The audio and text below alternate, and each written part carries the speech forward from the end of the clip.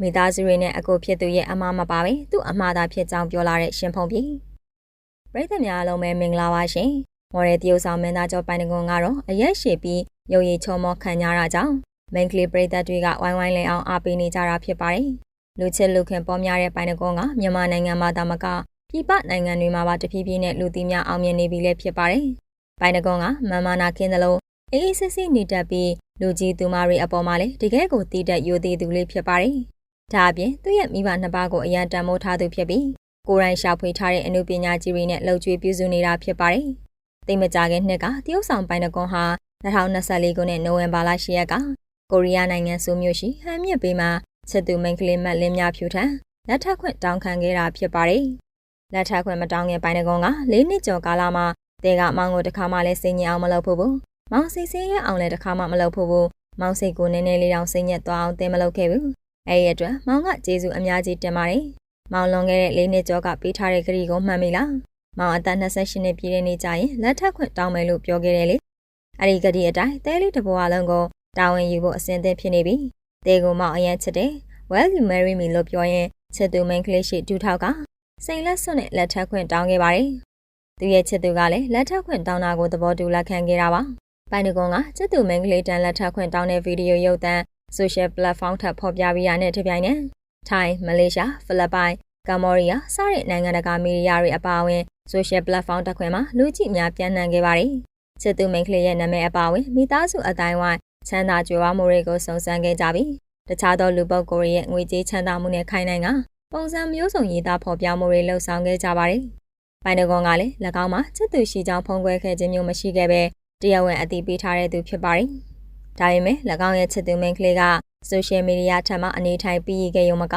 ပိုင်တကွန်နိုင်ငံရေးပြစ်မှုနဲ့ပြစ်ဒဏ်ကြားခံနေရချိန်မှာလည်းစွန့်ခွာသွားခြင်းမျိုးမရှိခဲ့ပဲအခက်အခဲများကိုအတူဖြတ်ကျော်ခဲ့ကသစ္စာရှိစွာဆောင်ဆိုင်ခဲ့သလိုမိသားစုဝင်တွေအပေါ်ပါကူညီဆောင်ရှောက်ဖိမခဲ့သူဖြစ်တယ်လို့ကြားသိရပါတယ်။အသက်28နှစ်သားရှိသေးတဲ့ပိုင်တကွန်အတွက်မင်္ဂလာသတင်းကစောသေးတယ်လို့ဆိုနိုင်ပေမဲ့သူတို့နှစ်ယောက်ကတော့အောင်မြင်ဆုံးအချိန်မှလက်ထပ်ခဲ့ကြပါတယ်။ပိုင်တကွန်ကတော့တာဝန်ယူစိတ်ရှိတဲ့ယောက်ျားကောင်းတစ်ယောက်ဆိုတာကိုဒါကိုကြည်ချင်းဖြစ်သိနိုင်ပါတယ်။ပိုင်တကွန်ရဲ့ညီဆိုပေမဲ့အကိုဖြစ်သူလို့တည်ငြိမ်မရတဲ့ရှင်ဖုံပြေကတော့သူ့လုံးရဲ့အပေါ်ဖြည့်ရှင်ရင်ချစ်သူအောင်အပေါ်အခုလိုတောင်းပန်ခဲ့ပါတယ်။အခုလက်ရှိဖြစ်ခဲ့တဲ့ပြဿနာအလုံးကကျွန်တော်ဆိုခဲ့လို့ဖြစ်ခဲ့တဲ့ကျွန်တော်တယောက်တည်းနဲ့ပဲဆိုင်တဲ့ပြဿနာပါ။အဲဒီအတွက်ကျွန်တော်နဲ့ပဲသက်ဆိုင်ပါတယ်။သူနဲ့တွဲနေတာကျွန်တော်မိသားစုညီကိုမောင်နှမဘယ်သူမှမသိပါဘူး။ဒါအမှန်တရားပါပဲ။ဒါကိုသူလည်းသိပါတယ်။ကျွန်တော်အိမ်နဲ့အရွယ်တိုက်ပြီးစိတ်ဆိုးပြီးအိမ်မော်ကဆင်းခဲ့ချိန်မှာကျွန်တော်သွားစရာမရှိတဲ့အတွက်သူကြီးကြီးပြူပြူနဲ့ကျွန်တော်ကိုကိုညီပြီးသူ့တငယ်ချင်းအိမ်မှာသူနဲ့အတူတူ3-4ရက်နေခဲ့တယ်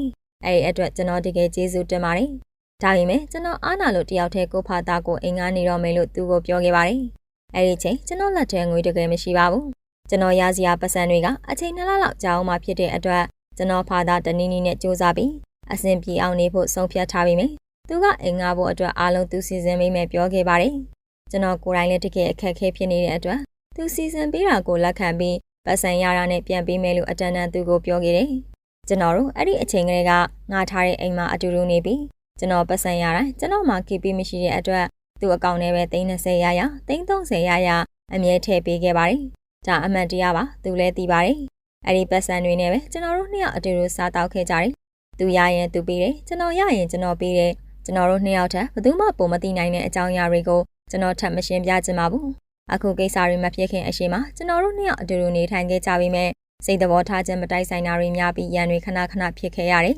။အဲ့ဒီအချိန်ကာလကလေးကနှစ်ဦးနှစ်ဖက်ဘလို့မှရှေ့ဆက်ဖို့မဖြစ်နိုင်လို့လမ်းခွဲဖို့ကျွန်တော်အချင်းချင်းအခါခါသူနဲ့ညှိနှိုင်းခဲ့ပါသေးတယ်။သူအသက်အန္တရာယ်ကိုထိခိုက်ဖို့အထိသူ့ကိုယ်သူချိန်ချောက်ခဲ့တယ်။ဒါကြောင့်လည်းကျွန်တော်အဆင်ပြေအောင်ပြန်တွေ့တယ်။အခုကိစ္စမှာကျွန်တော်မှားခဲ့တာကျွန်တော်ဝန်ခံပါတယ်။အဲ့ဒီအတွက်လည်းသူအပါဝင်ကျွန်တော်ကြောင့်စိတ်အနှောက်အယှက်ဖြစ်ခဲ့တဲ့သူအလုံးကိုတောင်းပန်ပါတယ်။ဒါပေမဲ့ကျွန်တော်ဘသူစီကားမှပိုင်းလုံးလုပ်ခဲ့တာမရှိပါဘူး။သူ့အပေါ်မှာလည်းမလုပ်ခဲ့ပါဘူး။အဲ့ဒါကိုသူလည်းသိပါတယ်။ကျွန်တော်တို့နှစ်ယောက်လူငယ်တဘာဝအရာချစ်ကြတယ်တွဲကြတယ်မရှိအတူရှိအတူနေခဲ့ကြတယ်ကျွန်တော်သူစီသနာကိုလည်းမစော်ကားပါဘူးကျွန်တော်ကြောင့်စိတ်အနှောက်အယှက်ဖြစ်ခဲ့ရတဲ့တဦးတယောက်ချင်းစီကိုလည်းအနုအညွတ်တောင်းပန်ပါတယ်ဆိုပြီးဖွင့်ဟဝန်ခံခဲ့ပါတယ်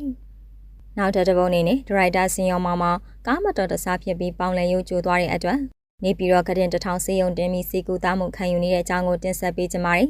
ဒရိုက်တာစင်ရောင်မောင်မောင်ကားမတော်တဆဖြစ်ပြီးပေါင်လည်ရုပ်ကျိုးသွားတဲ့အတွက်နေပြည်တော်ကတင်1000စေယုံတင်ပြီးစီကူသားမှုခံယူနေရတယ်လို့သိရပါတယ်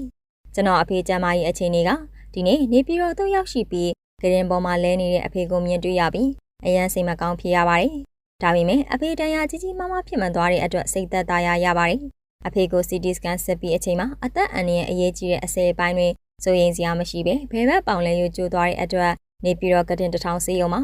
operation ပြုလုပ်ပြီးတော့ဆက်လက်ကုသဖို့စီစဉ်နေလျက်ရှိပါတယ်လို့ writer စီယောမောင်မောင်ရဲ့သားဖြစ်သူမင်းသက်မောင်မောင်ကပြောပါတယ်။စီယောမောင်မောင်နဲ့ရင်မောင်သူတစ်ဖက်ကတိုက်တဲ့ရင်မောင်သူအားလုံးအသက်အန္တရာယ်ကင်းတဲ့အတွက်အလွန်ကံကောင်းတယ်လို့လည်းသူကဆိုပါတယ်။ရင်တိုင်းမှုကမေလ9ရက်နေ့ညနေ9:00နာရီအချိန်ကနေပြည်တော်မှာဘယ်ဘက်ရင်ကျော်ကမောင်းနှင်လာတဲ့ရင်ဟာအရှိကားကိုကြော်ရင်ညဘက်မှာမောင်းနှင်လာတဲ့စီယောမောင်မောင်စီးနှင်လာတဲ့ရင်ကိုပြင်းထန်စွာဝင်ရောက်တိုက်ခတ်ခဲ့ရတယ်လို့လည်းသိရပါတယ်